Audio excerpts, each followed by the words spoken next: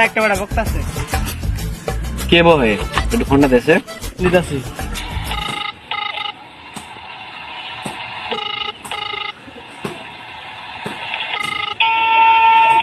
Hello আসসালামু আলাইকুম। ওয়ালাইকুম আসসালাম। কেমন আছেন? হ্যাঁ ভালো আছি, তুমি কেমন আছো? ভালো আছি। হ্যাঁ ভালো আছো না? হ্যাঁ আচ্ছা তুমি কার সঙ্গে আছো? আমি সুফিয়ানের লগে আছি।